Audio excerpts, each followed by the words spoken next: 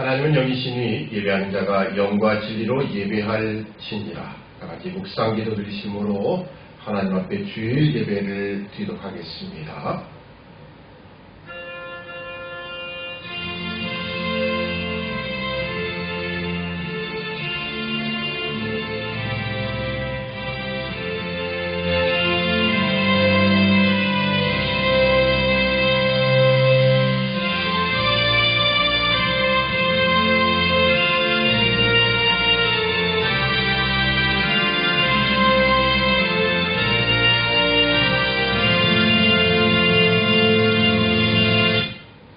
내가 자를 향하여 눈을 들리라. 나의 도움이 어디서 올고 나의 도움이 천지를 지으신 여호와에게서로다. 아멘. 거룩하신 아버지 하나님, 지난 한 주간 동안도 우리의 모든 삶을 지켜주시고 인도하여 주시되 이 시간 저 주 앞에 나와 함께 예배드리게 하시니 감사합니다. 코로나19라는 이 사태를 통하여서 친히 예배당에 나오지 못하고 가정에서 예배드리는 모든 성도들과 그 모든 가족들의 은혜 베푸셔서 하나님을 온전히 섬기며 예배하는 그날이 돌아올 수 있도록 주께서 은총을 베풀어 주옵소서. 이 시간을 주의 성령께서 함께 하시고 도우셔서 하나님 아버지께만 영광 돌리는 예배가 되기를 소원하며 예수님의 이름으로 기도드리옵나이다. 아멘. 찬송가 36장 찬송합니다.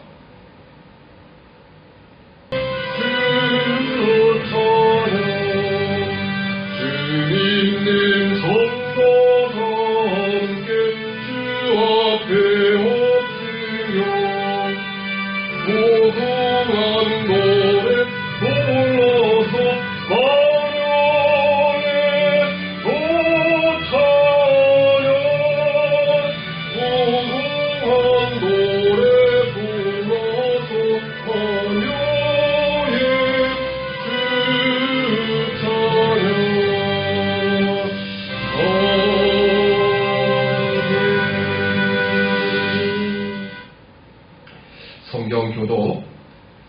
교독은 28번 시편 127편 말씀 함께 교독하도록 하겠습니다. 여호와께서 집을 세우지 아니하시면 세우는 자의 수고가 헛되며 여호와께서 성을 지키지 아니하시면 하수꾼의 경성함이 허사로다. 너희가 일찍 일어나고 늦게 누우며 수고의 떡을 먹음이 헛되도다. 그러므로 여호와께서 그 사랑하시는 자에게는 잠을 주시는도다. 자식은 여호와의 주신 기업이요 태의 열매는 그의 상급이로다. 젊은 자의 자식은 장사의 수중의 화살 같으니 이것이 전통에 가득한 자는 복되도다. 저희가 성문에서 그 원수와 말할 때에 수치를 당치 아니하리로다. 아멘. 사도신경으로 우리 신앙을 고백드립니다.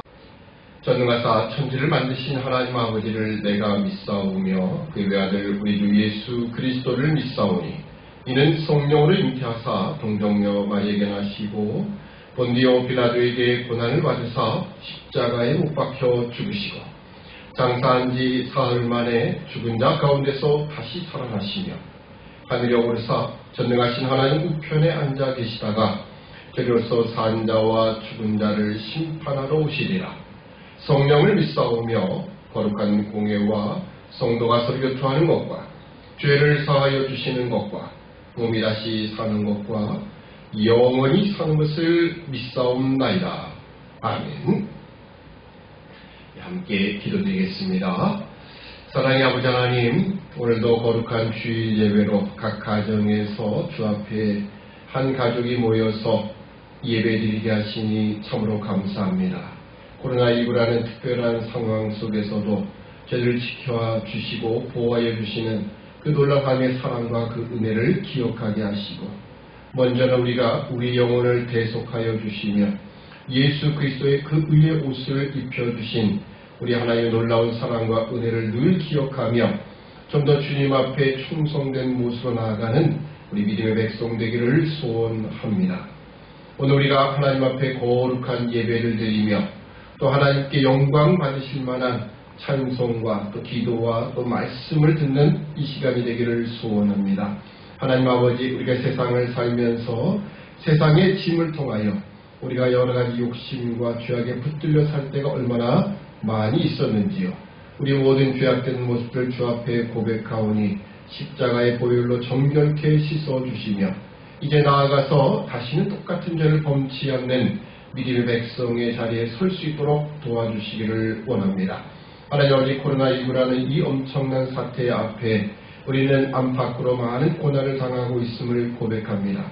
그러나 하나님, 이 코로나19라는 이 엄청난 사태가 하나님이 허락하신 일임을 기억할 때마다 이 코로나19 사태를 통하여 하나님이 어떤 뜻을 가지고 계신가 다시 한번 믿음의 눈을 떠서 보게 하시고 이제 하나님의 온전한 뜻대로 우리 믿음이 좀 더 성장하는 자리에 나아갈 수 있도록 은혜를 베풀어 주시옵소서. 하나님이 우리를 향한 뜻은 재앙이 아니라 평강이요, 오늘 우리에게 정말 평안을 주시기 위한 것임을 다시 한번 기억하면서 오늘 하나님 앞에 온전한 믿음으로 걸어가는 믿음의 백성들로 삼아 주옵소서. 이 시간도 각 가정에서 예배드리는 우리 모든 가족들 가운데 은혜를 베푸시고 또 성도의 교제를 그리워하게 하시며 우리 모든 함께 예배드림이 하나님의 복된 날이 될 수 있는 그 놀라운 영광된 날을 우리에게 허락하여 주시옵소서. 오늘도 함께 하시기를 소원하며 예수님의 이름으로 기도드리옵나이다. 아멘. 하나님 말씀은 신약성경 로마서 1장 15절, 로마서 1장 15, 16절 2절 말씀 제가 공독해 드리겠습니다. 로마서 1장 15, 16절입니다. 그러나 나는 할 수 있는 대로 로마에 있는 너희에게도 복음 전하기를 원하노라. 내가 복음을 부끄러워하지 아니하노니 이 복음은 모든 믿는 자에게 구원을 주시는 하나님의 능력이 됨이라. 첫째는 유대인에게요 또한 헬라인에게로다. 아멘. 한 번 더 기도드리겠습니다. 사랑의 아버지 하나님, 이 시간도 성령 하나님께서 함께 하시고 주장하셔서 오늘 우리를 향하신 하나님의 온전하신 뜻을 깨달아 알 수 있도록 은총을 더하여 주시옵소서. 감사하오며 예수님의 이름으로 기도드리옵나이다. 아멘.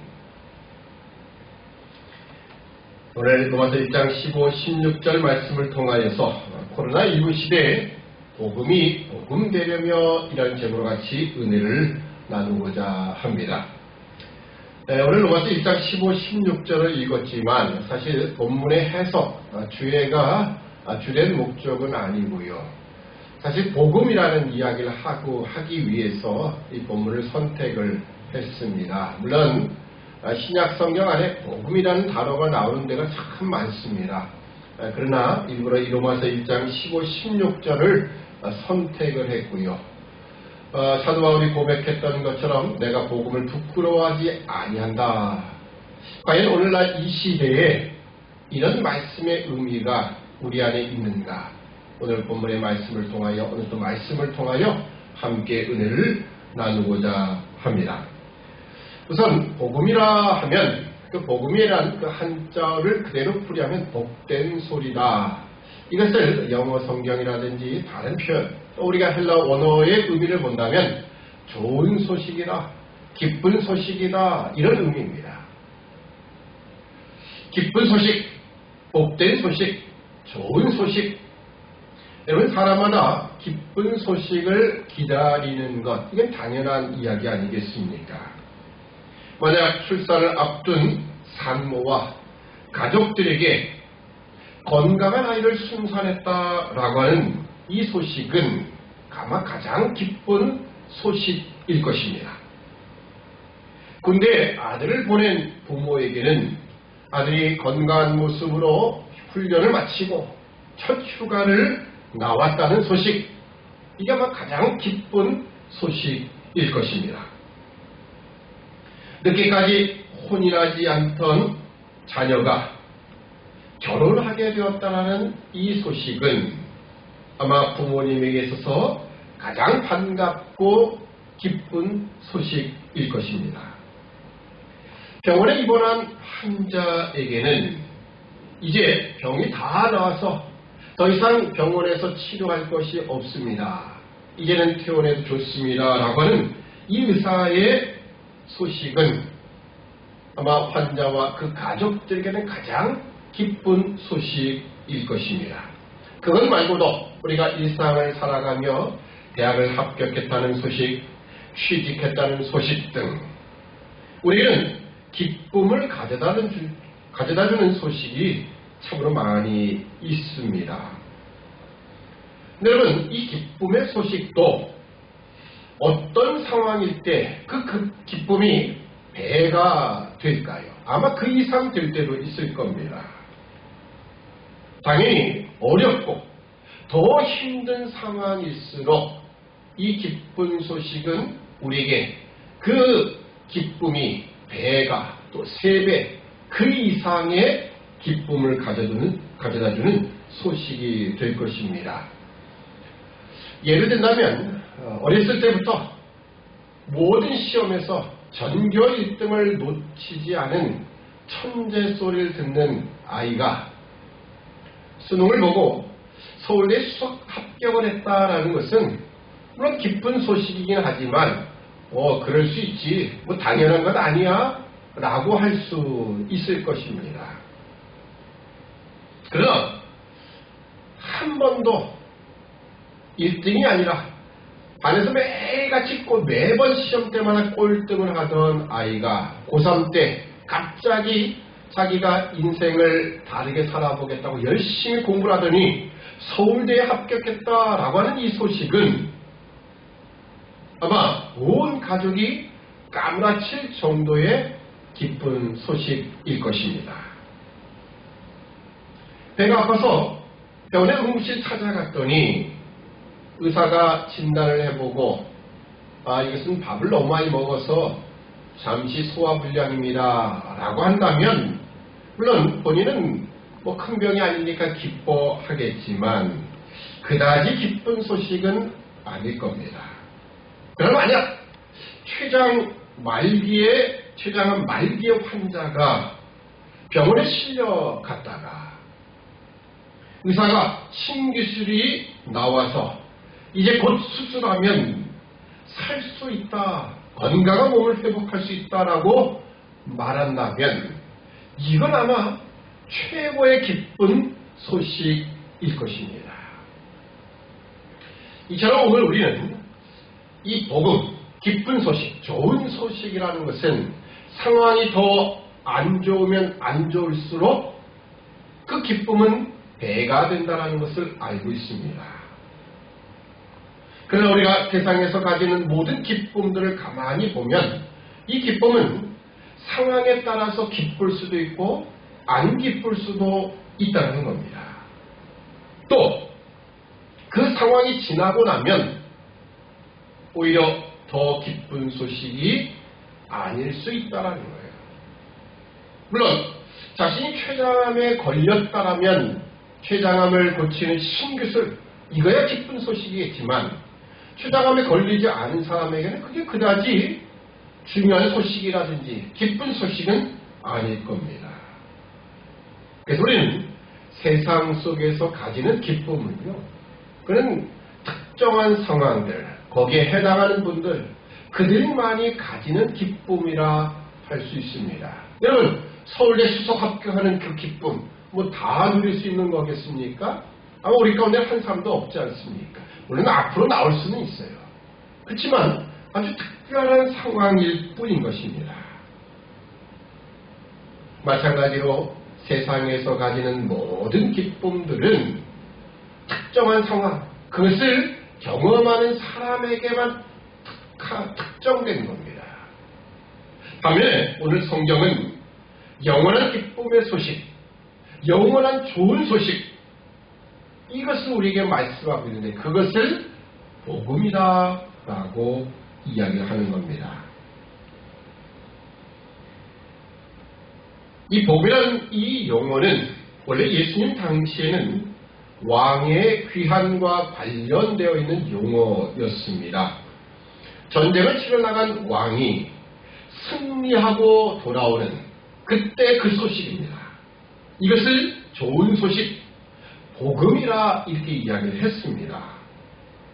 그러니까 복음이라는 단어 자체가 원래 성경에서도 시작된 단어가 아니라 성경이 그 의미를 정확하게 알게 하기 위하여 세상에서 이미 쓰고 있는 말을 가지고 온 겁니다. 왕의 귀한, 전쟁에서 승리하고 돌아온 그 왕의 귀한 소식을 복음이라 이야기했다는 겁니다. 근데 여러분, 이 왕이 귀환했다, 승리했다는 소식을, 야, 우리가 전쟁에서 이겼다, 이 정도로 끝나는 게 아닙니다. 이 말은 우리가 이제 더 이상 두려워하지 않아도 된다라는 뜻이고, 드디어 평화가 시작되었다라는 의미였습니다. 나아가 이제 왕이 돌아옴을 통하여서 백성들에게는 더 나은 삶이 펼쳐질 것이라는 삶의 기대감도 함께 담겨 있는 말이었습니다. 그래서 실질적으로 예수님 당시에 이 복음이라는 단어가 쓰여진 그런 내용들이 참 많습니다. 고대 로마의 비문에는 이런 글이 새겨져 있다고 합니다. 가이사 아구스도 복음의 시작. 이거 많이 듣던 이야기죠. 마가복음 1장 1절에 하나님의 아들 예수 그리스도 복음의 시작이다, 이렇게 있는데, 글쎄 가이사 아구스도 복음의 시작이라는 비문이 있다는 거예요. 이 비문은 로마 황제 가이사 아구스도의 탄생과 즉위 과정을 기록하고 있다고 합니다. 이처럼 이 가이사 아구스도 로마 황제에서 엄청난 변화와 부흥을 일으킨 왕입니다. 그래서 이 아구스도라는 이 황제, 아우구스투스라는 황제에게는 가이사다, 시저라는 이 별칭이 붙은 겁니다. 신다라는 거예요. 그리스는 마라톤 평원과 솔루스 전투에서 페르시아군을 상대로 대승을 거둔 뒤 도시마다 복음 전도자라고 하는 사자를 보내게 됩니다. 그리고 그들이 복음을 전하는 거예요.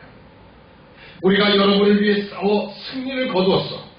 이제 여러분은 노예가 아니라 자유인이요. 이게 복음이라는 거예요. 좋은 소식입니다. 기쁜 소식인 거예요. 페르시아군이 만약에 여기서 이 전쟁에 승리했더라면 그리스 사람들은 다 노예가 되는데, 이제 더 이상 우리가 두려워할 이유가 없다는 거예요. 우리는 자유이다.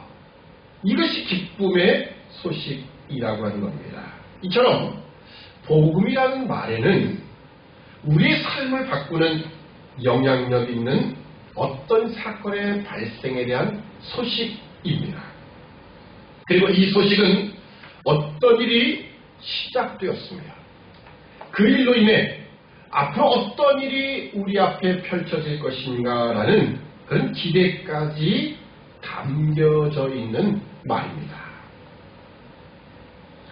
이런 코로나19, 지금 백신 개발에 대한 그 임상시험, 이런 소식들이 들려옵니다. 임상시험의 이야기만 들려도 우리는 참 기대를 많이 하죠. 야, 이거 정말 기쁜 소식이다 이야기를 합니다. 여러분, 백신이 개발되면 당장 우리 삶에 무슨 변화가 있는 겁니까? 이제 우리는 코로나 바이러스를 두려워하지 않아도 된다라는 거지요. 이 소식만으로도 삶은 변하게 되어 있습니다. 근데 문제는 있지요. 백신이 개발되어서 정말 우리가 다 백신을 맞는다라고, 아무런 두려움 없다라고 한다 할지라도 많은 전문가가 예견했듯 앞으로 이 코로나 바이러스는 변종이 생길 것이다 라고 하는 겁니다. 그렇다면 변종 코로나가 생긴다면 지금 백신은 아무런 의미가 없어요. 이건 좋은 소식이 될 수가 없는 겁니다. 그래서 지난 과거에도 보면 사스나 메르스 이런 이 바이러스가 창궐할 때도 그것을 백신 개발을 열심히 박차를 가했지만 그것이 종식됐다. 그것 때문에 더 이상 백신은 아무 의미가 없게 되었던 것. 우리가 경험했던 겁니다. 만약에 개발했는데 사스가 끝나버렸다. 다른 메르스 같은 바이러스가 또 창궐했다 하면 그 백신은 아무런 의미가 없는 거죠. 자, 그러나 오늘 우리가 보는 이 성경에서의 복음은 단순히 백신이 개발되고 우리 생활이 윤택해진다는, 개인의 형편이 과거보다 훨씬 더 좋아진다는 등의 내용이 아니라 하나님의 아들 예수 그리스도에 관한 것입니다.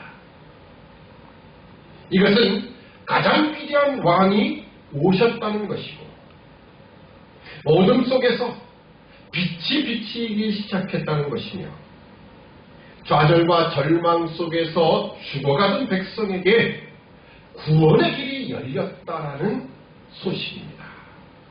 이것이 좋은 소식이며 기쁜 소식이며 영원한 기쁨의 소식인 것입니다. 자, 근데 여러분, 이것이 정말 기쁜 소식, 좋은 소식이 되어야 하는데도 불구하고 지금 이 시대는 이미 많은 사람이 알고 있는 소식처럼 여겨지면서 이제 소식의 기능을 상실한 것처럼 보이는 시대가 되었습니다. 좋은 소식은 점점 다른 모습으로 변해버렸습니다.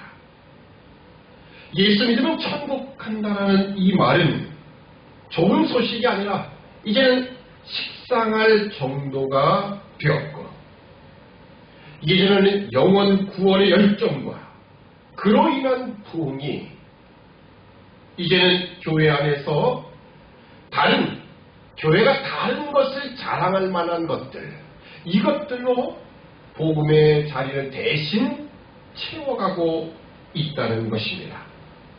다양한 콘서트가 열리고 문화교실이 개설되며 멋지게 꾸며놓은 실내 놀이터와 헬스장, 분위기 있는 카페, 이것이 전도지의 한 면을 장식하고 있는 거예요. 교회가 예수 그리스도에 대한 이야기를 하기보다는 세상에서의 성공 노하우와 행복의 비결을 더 많이 가르치는 것으로 변해갔습니다. 이게 좋은 소식은 예수 그리스도에 대한 것이 아니라 리모델링된 교회 건물 이야기나 교회의 성공 스토리로 변질되었습니다. 다행히 이 코로나19가 이 모든 것이 다 멈추도록 만들었습니다. 교회가 지금까지 자랑했던 것들을, 어떻게 보면 교회가 자랑했던 것이 예수 그리스도가 아니라 세상 것들과 같았습니다. 근데 이 모든 것들을 하나도 하지 못하게 만들었습니다. 잘 꾸며진 교회 내 식당, 카페, 문화시설, 이제는 한 사람도 이용하지 못하는 시설이 되어버리고 말았습니다. 우리에게 딱 하나 본질만 남았죠. 예배 드리는 것, 이것 외에는 우리가 다른 아무것도 할 수가 없습니다. 여러분, 한국은 지금 세계적으로 대유행하는 이 코로나19로부터 어떻게 보면 가장 안전한 나라일 것입니다. 국가적으로 잘 통제가 되고 있는 나라입니다. 그런데 조그만 이 확진자가 발생을 해도 정부가 적극적으로 교회를 제지하고 있는 이유는 무엇일까요? 매스컴에서는 교회에서 확진자 한 사람만 나와도 대대적으로 보도를 합니다. 왜 그럴까요? 한국 전체 안에서 교회에서 확진자가 발생하는 것은요, 결코 빈도수가 높은 게 아닙니다. 그런데도 왜 이렇게 정부는 또 매스컴은 과민하게 반응할 거예요? 물론 세상이, 정부가 교회를 탄압한다라고도 보는 시각이 있지만, 저는 그런 시각으로 볼 것이 아니라고 계속 말씀을 드려왔습니다. 여러분, 이 코로나19는 결국 우리 교회로 하여금 우리가 과거에는 경험할 수 없었던 것들을 많이 경험하게 하시는 겁니다. 큰 환난의 시대가 아니면 경험할 수 없는 것들을 한국교회가 경험하고 있는 거예요. 여러분, 물론 이 과거 일제강점기 시대를 보내온 신앙인들도 있습니다. 6.25를 겪은 우리 신앙인들도 있어요. 그러나 그 이후에 태어난 모든 사람들은 그때 그 어려운 환난의 상황 속에서 신앙을 지키는 훈련을 한 번도 받지 못했어요. 왜? 이 나라는 종교의 자유가 있는 나라였고 오히려 기독교는 상승세를 타고 계속 달려왔습니다. 마치 기독교인이 아니면 이 세상에서는 왕따 취급을 받을 만한 자리까지 갔던 게 사실입니다. 그런데 여러분, 지금은 어떻습니까? 물론 코로나19라는 특별한 상황이기도 하지만 우리가 주일에 예배당에 모여 예배드리지 못할 때도 있었습니다. 화상 예배로만 드릴 때가 있었어요. 찬양대와 주일 오후 예배, 식사 교제, 소모임, 이 모든 것들을 교회가 지금 하나도 못하고 있습니다. 그리고 세상 사람들의 인식 속에는 교회에 대한 비판적인 시각들만 계속 심어지고 있는 상황입니다. 왜 하나님이 이런 상황을 우리에게 주셨을까요? 여기에는 우리가 심각하게 생각해야 될 내용이 있습니다. 자, 우선 우리가 이렇게 생각해 보면 됩니다. 과연 이런 때에 전도가 가능할까? 라고 하는 부분입니다. 물론 개인적으로는 가능할 수 있어요. 평소에 친분을 맺어온 사람들, 근데 그나마도 지금은 어려운 상황이 됐습니다. 과거에는 전도를 한다고 대대적으로 전도지를 들고 홍보용 선물도 나누고 악기를 동원하고 그래서 많은 사람들이 이목을 끌고 교회를 홍보하거나 전도를 했습니다. 여러분, 코로나19로 시작된 2월부터 여러분 이 주변 지나다니면서 전도하는 사람 혹시 보셨습니까? 아니, 저 한 번도 본 적이 없어요. 누가 전도한다고 그 전도지를 받기나 하겠습니까? 교회가 전도하는 장소에 머물면서 귀를 기울일 사람이 몇이나 될까요? 선물을 준다고 그거 받겠습니까? 혹시 저기 코로나 바이러스가 묻어있는 건 아닐까라고 해서 아마 다 한사코 사양할 겁니다. 왜 하나님이 이런 사태를 우리에게 허락하셨을까요? 영혼 구원이 가장 중요한데도 불구하고 하나님은 전도를 못하게 하시는 거예요. 왜 그러셨을까요? 여러분, 코로나19 시대를 보내면서 우리는 전도에 대해서, 복음 전도에 대해 좋은 소식을 전하는 데 있어서 우리는 심각하게 고민해야 할 것입니다. 이것은 분명 과거와는 전혀 다를 수밖에 없는 교회의 상황입니다. 과거 겉으로 육신으로 물질적으로 핍박과 고난이 있을 때는요, 오히려 교회가 더 성장했습니다. 복음을 전하기가 더 쉬웠어요. 40년 전만 해도 아무 곳에나 십자가만 걸면 사람들이 모여드는 때가 있었습니다. 전도를 나가면 그야말로 열매들이 주렁주렁 맺히는 시대가 있었습니다. 그때 목회에 성공한 분들은 이 시대 젊은 목회자들을 보면서 야, 나는 너희처럼 하지 않았다라고 사실 핀잔을 주는 경우도 적지 않습니다. 만약 그분들이 지금 이런 상황에서 목회를 시작한다면 과연 어떨까요? 과연 그들이 과거처럼 성공할까요? 물론 우리가 전도한다, 복음을 증거한다, 교회 목회를 한다. 이건 하나님이 성령 하나님이 하시는 일이에요. 그러나 과거와는 전혀 다른 상황이 있기에 상당히 부정적일 수밖에 없다는 겁니다. 물론 그들이 한 열정과 열심을 부인하는 것도 아닙니다. 성령 하나님이 하시는 일들을 그 역사를 과소평가하는 것도 아닙니다. 저도 벌써 15년 전에 이곳에 개척을 했습니다. 저도 뭐 내세울 게 없어요. 단지 이 자리까지 온 것은 성령 하나님의 도우시는 은혜와 역사였다라고 하는 겁니다. 여러분, 삼각교회가 자립한다는 건 정말 힘든 일입니다. 과거에 그래도 좀 됐어요. 삼각교회가 부흥을 해서 예배당을 짓고 이런 일들이 많이 있었습니다. 뭐 저는 목표 자체를 그렇게 두지 않았기 때문에 또 이렇게 있을 수도 있지만, 여러분, 만약 지금 이 코로나 시대에 상가에다 뭐 과거처럼 헛간에다가 교회를 개척한다면 어떨까요? 길거리 전도도 안 되고 과연 무엇으로 전도를 할 수 있을까요?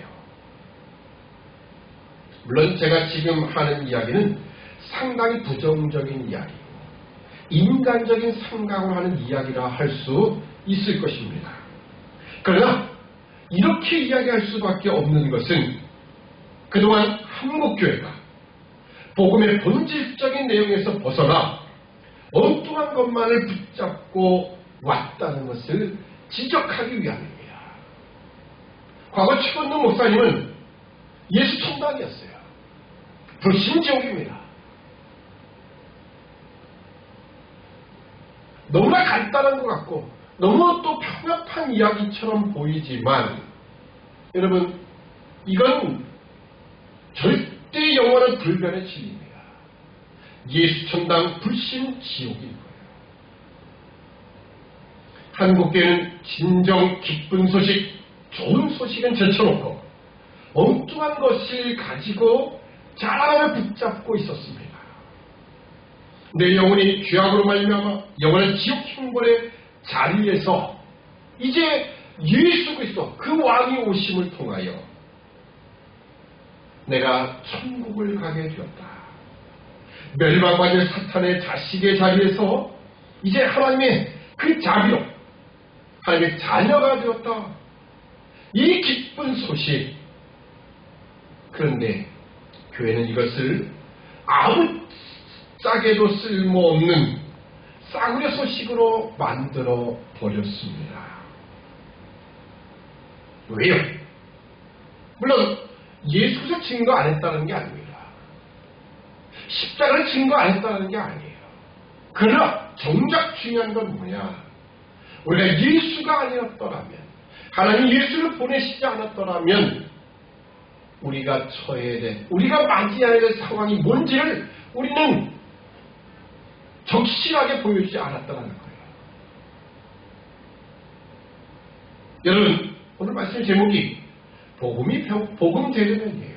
코로나19 시대에 복음이 복음되려면, 정말 기쁜 소식이 되려면, 우리가 제가 처음에 서두에 말씀을 드렸던 것처럼 췌장암에 안 걸린 사람은요, 췌장암을 고치게 됐다라는 그 소식이 기쁜 소식일 수가 없는 거예요. 그러나 췌장암이 걸렸다는 걸 알면 다른 거죠. 거기서부터 나는 이제 고침을 받는다, 희소식이다, 간단한 시술만으로 또는 뭐 더 이야기는 약 하나로 치료될 수 있다면 이거 얼마나 기쁜 소식이겠습니까? 마치 영양제 하나 먹는 거 갖고 치료가 될 수 있다면 이것보다 더 기쁜 소식은 없을 거예요. 왜요? 췌장암 그러면 지금은 다 죽는 거로 알고 있거든요. 더군다나 말기라면요.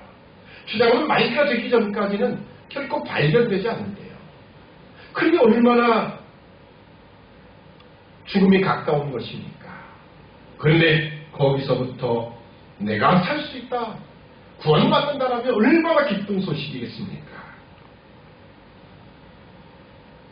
코로나19를 맞기 이전 시대, 교회는 마땅히 복음되기 위한 선포에 게을렀습니다. 단순히 잘 된다, 형통할 것이다, 건강할 수 있다, 이것이 복음인 것처럼 선포했습니다. 외로우십니까? 마음이 아프십니까? 교회로 오십시오.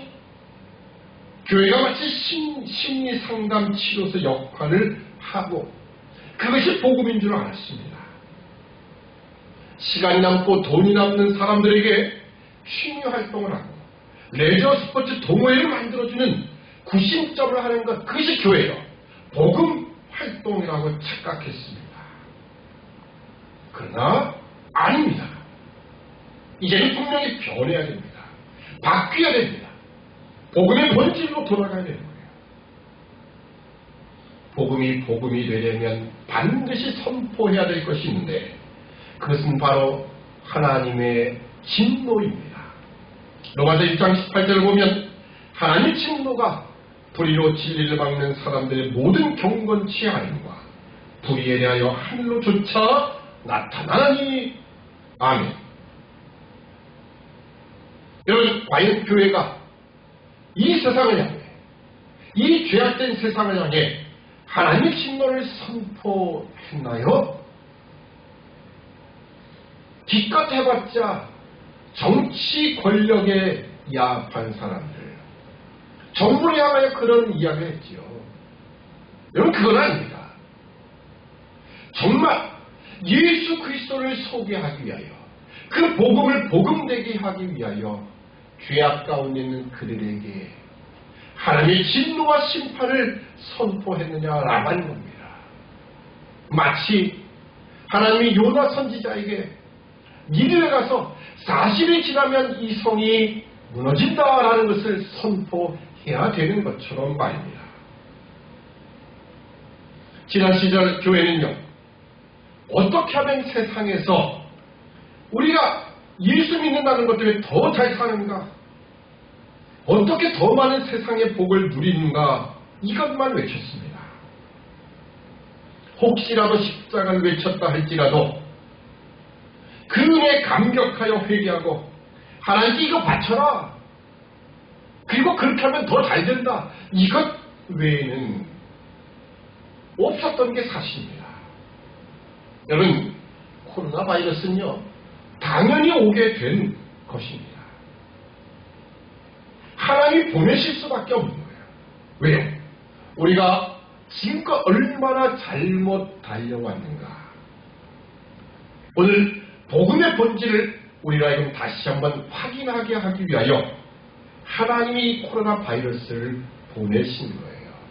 여러분, 이제 앞으로 무엇으로 전도하겠습니까? 여러분이 아무리 좋은 선물 갖다 안겨줘도요, 야, 저 교인들이야, 교인들, 야, 코로나 바이러스 옮길지도 몰라. 아마 쓰레기통에 버리고 갈 것입니다.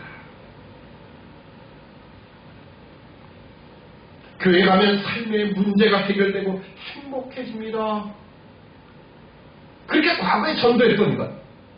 여러분, 당장 코로나 바이러스에 걸릴까봐 교인들 옆에 가지도 않으려고 하는데 국방비나 끼겠습니까? 아니요, 당장 교인들도 안 나오는데 무슨 전도하겠습니까? 여러분, 우리가 전도한다는 것, 복음을 선포한다, 좋은 소식, 기쁜 소식을, 정말 기쁜 소식과 좋은 소식이 되게 하려면, 복음이 되게 하려면, 여러분, 이 죄악으로 말미암아 멸망길 가고 있는 그들에게 하나님의 진노를 선포하는 거예요. 코로나 바이러스보다 더 무서운 하나님의 심판과 진노를 선포하는 겁니다. 코로나 바이러스 걸려봤자 그냥 죽으면 끝인 거예요. 어차피 우리는 다 죽지 않습니까? 어떤 목사님 그러더라고요. 자세에 관한 이야기를 하면서 우리가 이 코로나 바이러스 지금 6개월 가까이 되면서 몇 명이 우리나라에서 죽었습니까? 300명도 안 돼요. 그래서 자살은요, 1년에 그보다 훨씬 더 많은 숫자가 자살합니다. 하루에 15명이에요.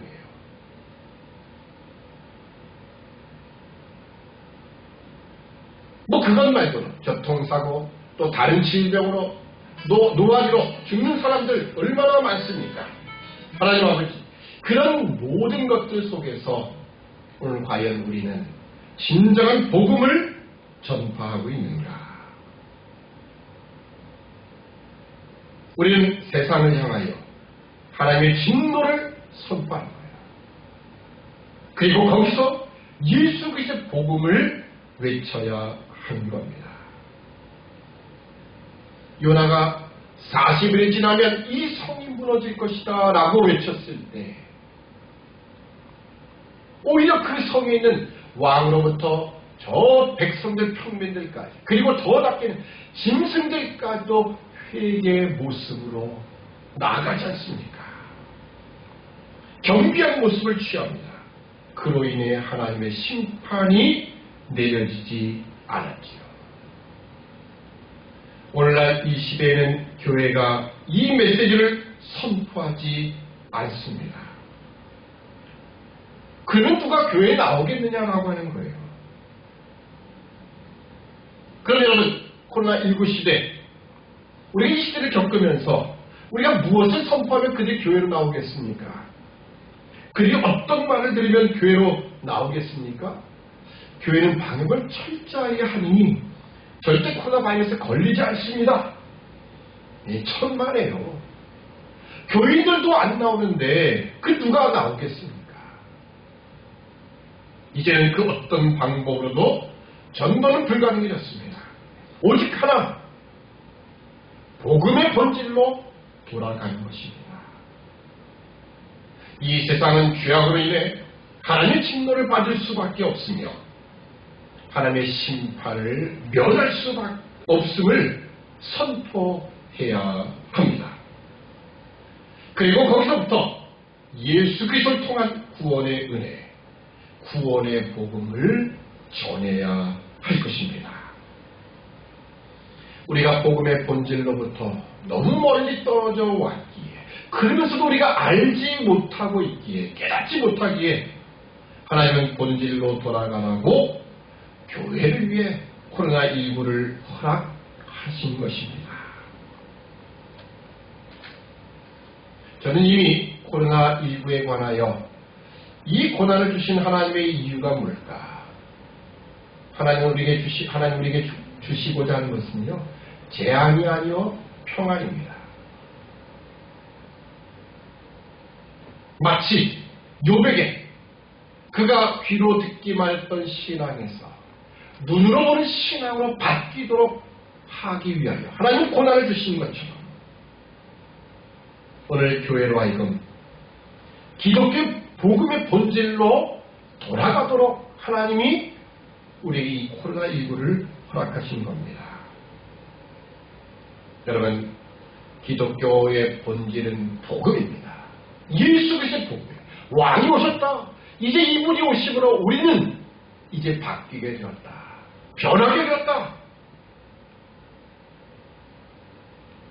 그러기 위해서는 우리가 지금 죄악된 세상에서 어떤 자리에 있는가, 하나님의 진노와 심판을 받을 수밖에 없는 우리의 모습을 세상을 향하여 선포해야 할 것입니다. 물론 여러분에게 나가서 예수 성당 불신조 이걸 외치라는 게 아닙니다. 여러분이 하나님의 심판이 있는 것을 두려워하는 사람으로, 거기서부터 하나님의 은혜를 경험한 사람으로 살아가는 거예요. 그 어떤 것도 두려워하지 않아. 하나님의 심판과 하나님의 은혜를, 그 구원의 은혜를 우리가 증거하는 삶의 모습, 우리의 말과 행동들, 우리 모든 표정들이 있어야 할 것입니다.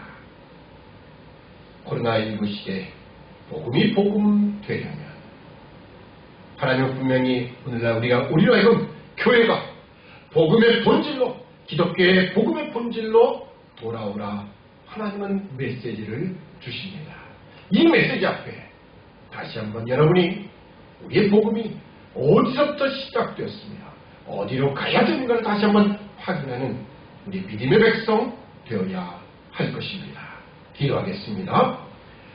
사랑의 아버지 하나님, 은혜와 사랑을 참으로 감사합니다. 이 코로나19 시대를 겪어가며 교회는 점점 더 어려운 상황 속에 놓여집니다. 그러나 하나님 우리에게 주시고자 하는 것은 재앙이 아니라 평강이라고 하셨습니다.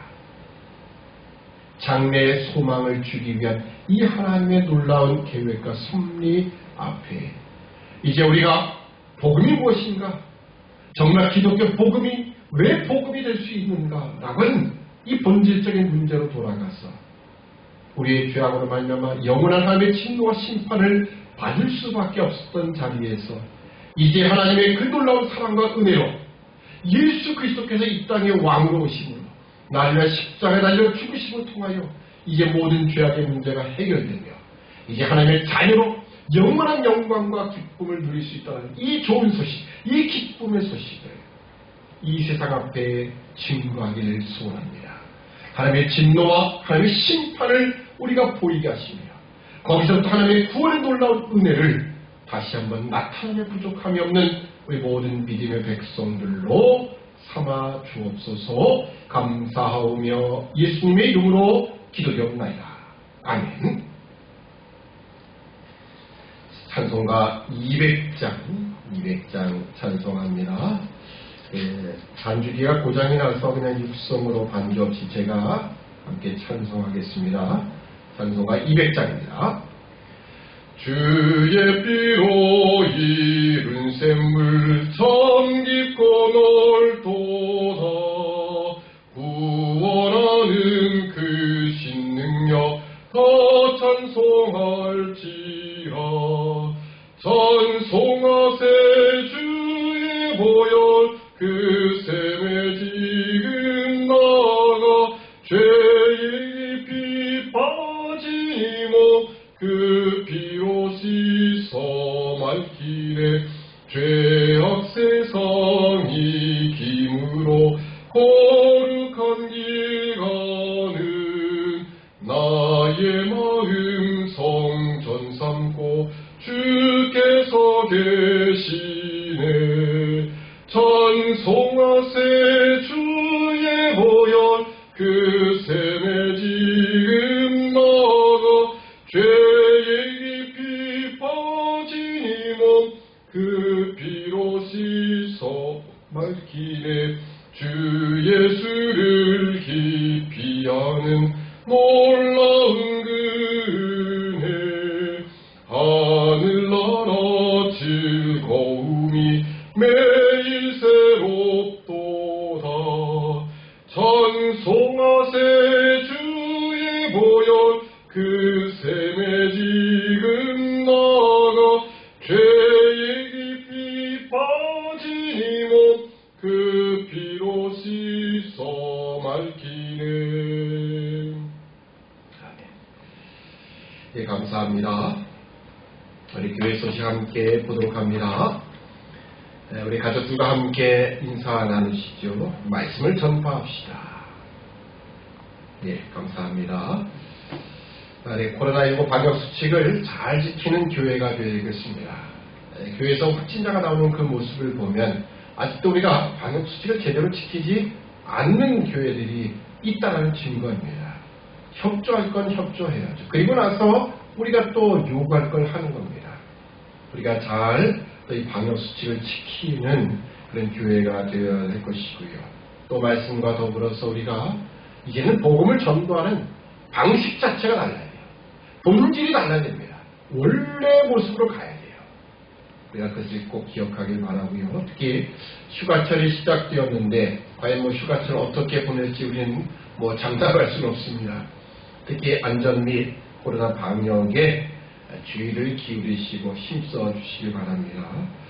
주일학교 성경학교는 주일 예배 그 시간에 성경 공부하는 것으로 3주간 걸쳐서 성경 공부 위주로 하는 것으로 합니다. 말 그대로 성경학교입니다. 청소년부 여름 행사는 코로나 정식 이후로 연기하도록 합니다. 화상 성경 공부 여러분 웹엑스 미트라고 하는 어플을 좀 깔아주시고 이제 아마 여름 지나서야 될 것 같습니다. 어차피 더운 계절이기 때문에 그래서 여러분 준비하시면 좋을 것 같습니다. 환자들 위해서 기도해 주시길 바라고요. 함께 기도드리겠습니다. 사랑의 아버지 하나님, 은혜와 사랑을 참으로 감사합니다. 이 시간은 주님의 은혜를 기억하여 하나님 앞에 예물을 드리는 모든 성객들마다 은혜를 베푸시며 우리가 오늘 교회의 구성만일 뿐만 아니라 나가서 하나님의 백성으로서 이 땅에 하나님의 나라에 그 나라와 그 의를 구하며 또 세계 선교하는 일들 모든 일에 이 물질이 아름답게 쓰여질 수 있도록 하나님 은총을 베풀어 주시옵소서. 이 코로나19 시대에 살아가는 모든 하나님의 백성들 고난과 어려움 속에서 하나님 믿음을 허락하여 주시고 또 하나님 이 나누고 베품에 부족함이 없도록 하나님 채워주시기를 소원하며 예수님의 이름으로 기도드리옵나이다. 아멘. 찬송가 4장 찬송의 축도로 예배 마치겠습니다. 성부 성자와 성령 영원히 영광 받으옵소서. 애초로 지금까지 또 길이 영원노은 영광 아멘 아멘. 지금은 우리 주 예수 그리스도의 은혜와 하나님 아버지의 무궁하신 사랑하심과 성령의 감화교통 역사하심이 이제 복음의 본질이 무엇인지를 기억하며 하나님의 진노와 심판과 더불어 오늘 우리의 하나님이 주신 그 놀라운 구원의 은혜를 우리의 삶으로 증거하고자 하지만은 우리 모든 심령들 그 가족 머리 위에 이제부터 영원토록 함께 있을지어다. 아멘. 네, 예배 마쳤습니다.